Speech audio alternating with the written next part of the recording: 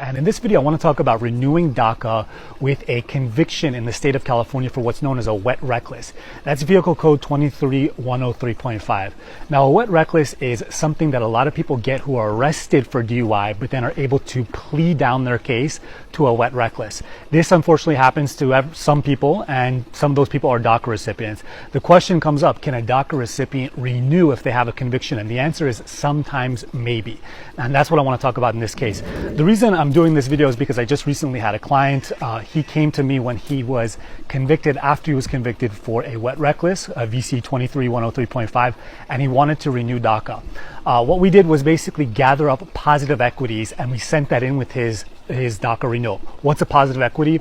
Positive equity is basically any evidence that a DACA recipient can gather to show that they deserve DACA. So we put together declarations from their lives of people around them, their family members, people in the community, co-workers, old friends, colleagues, to say that they're a good person, to give examples of the type of character they have, any evidence of volunteer work that the person has done, anything that they've done in the community, evidence of what goals the person has professionally or educationally.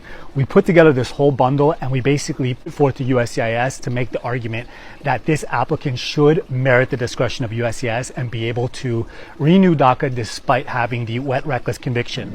Now, a few things. First of all, is it guaranteed that somebody who gets a wet reckless can still renew DACA? No, of course not. It's not guaranteed.